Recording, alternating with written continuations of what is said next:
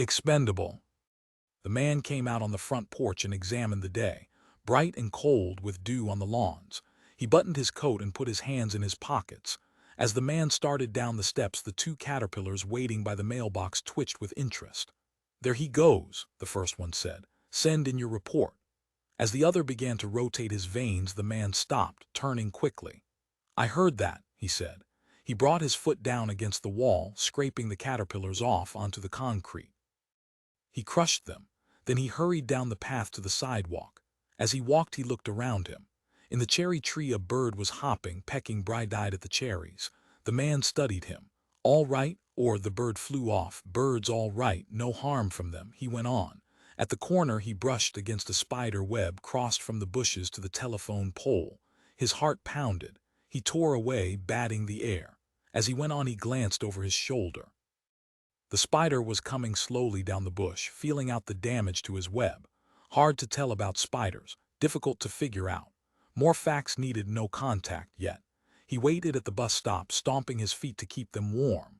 The bus came and he boarded it, feeling a sudden pleasure as he took his seat with all the warm, silent people staring indifferently ahead. A vague flow of security poured through him.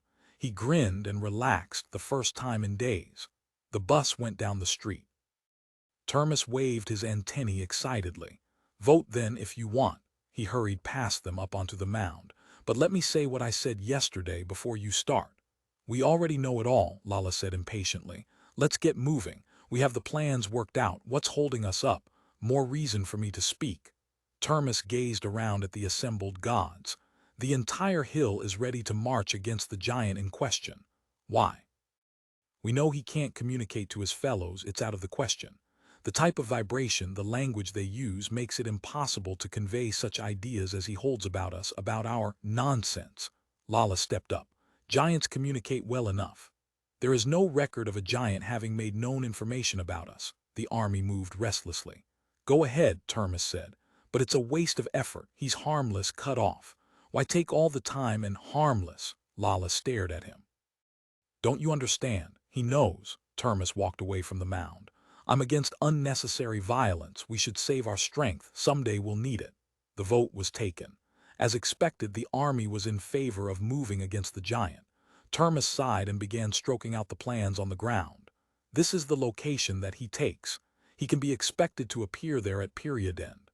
Now, as I see the situation," he went on, laying out the plans in the soft soil. One of the gods leaned toward another, antennae touching. "This giant, he doesn't stand a chance. In a way, I feel sorry for him. How'd he happen to butt in?" "Accident," the other grinned. "You know the way they do, barging around." "It's too bad for him, though." It was nightfall. The street was dark and deserted. Along the sidewalk the man came, newspaper under his arm. He walked quickly, glancing around him. He skirted around the big tree growing by the curb and leaped agilely into the street. He crossed the street and gained the opposite side. As he turned the corner, he entered the web sewn from bush to telephone pole. Automatically he fought it, brushing it off him. As the strands broke, a thin humming came to him, metallic and wiry. "Wait," he paused. "Careful inside, wait." His jaw set. The last strands broke in his hands and he walked on.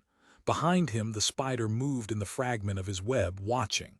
The man looked back. "Nuts to you," he said. "I'm not taking any chances, standing there all tied up." He went on along the sidewalk to his path.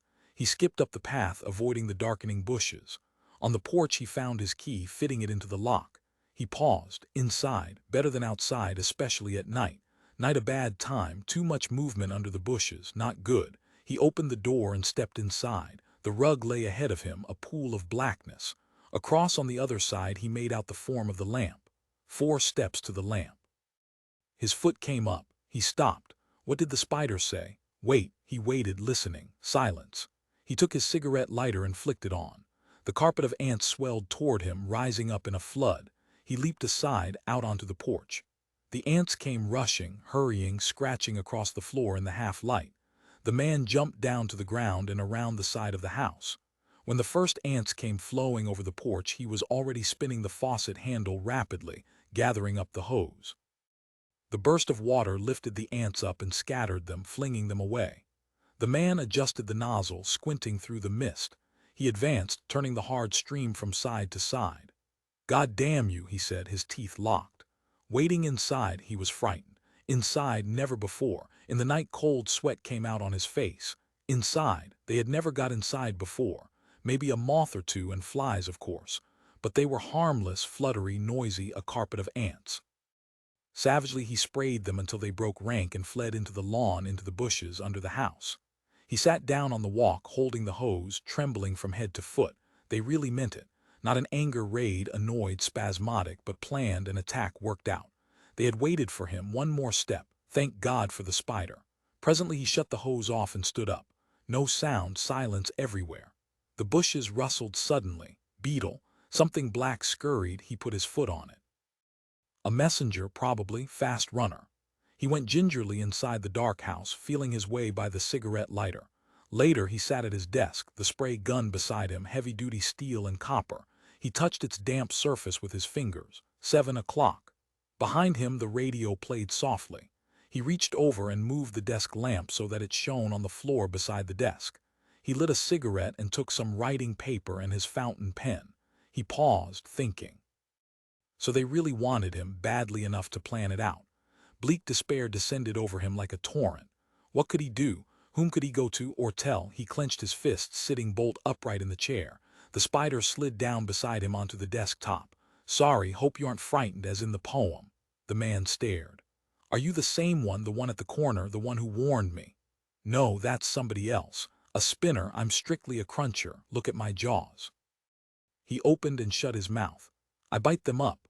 The man smiled. "Good for you, sure. Do you know how many there are of us in, say, an acre of land? Guess."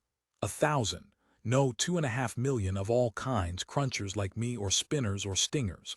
Stingers, the best, let's see, the spider thought. For instance, the Black Widow, as you call her, very valuable. He paused. Just one thing. What's that? We have our problems, the gods, ants as you call them.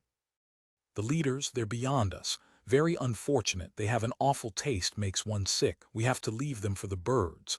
The man stood up. "Birds? Are they? Well, we have an arrangement. This has been going on for ages. I'll give you the story. We have some time left." The man's heart contracted. "Time left? What do you mean?" "Nothing. A little trouble later on, I understand. Let me give you the background. I don't think you know it." "Go ahead, I'm listening." He stood up and began to walk back and forth. "They were running the Earth pretty well about 1 billion years ago. You see, men came from some other planet. Which one? I don't know. They landed and found the Earth quite well cultivated by them. There was a war." "So were the invaders," the man murmured. "Sure. The war reduced both sides to barbarism, them and yourselves. You forgot how to attack, and they degenerated into closed social factions, ants, termites. I see. The last group of you that knew the full story started us going. We were bred," the spider chuckled in its own fashion, "bred someplace for this worthwhile purpose. We keep them down very well. You know what they call us, the eaters. Unpleasant, isn't it?" 2 more spiders came drifting down on their web strands, alighting on the desk. The 3 spiders went into a huddle. "More serious than I thought," the cruncher said easily. "Didn't know the whole dope." The stinger here, the Black Widow came to the edge of the desk. "Giant," she piped metallically, "I'd like to talk with you." "Go ahead," the man said. "There's going to be some trouble here. They're moving, coming here, a lot of them. We thought we'd stay with you a while, get in on it." "I see." The man nodded. He licked his lips, running his fingers shakily through his hair. "Do you think that is, what are the chances?" "Chances?" The stinger undulated thoughtfully. "Well, we've been in this work a long time. Almost 1 million years. I think that we have the edge over them in spite of the drawbacks. Our arrangements with the birds and, of course, with the toads, I think we can save you," the cruncher put in cheerfully. "As a matter of fact, we look forward to events like this." From under the floorboards came a distant scratching sound, the noise of a multitude of tiny claws and wings vibrating faintly, remotely. The man heard.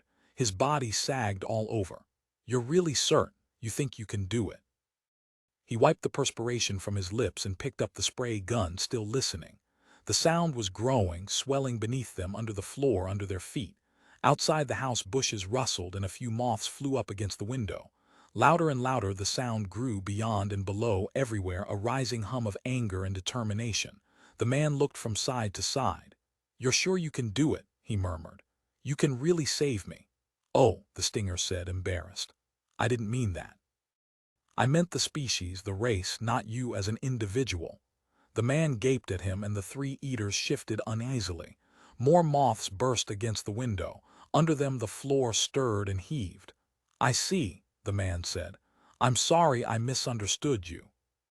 If you enjoyed this or any of my other work, please be sure to like and subscribe, as it really helps with the algorithm. And if you really enjoyed this, please leave me a tip via the link in the description. Thanks for listening.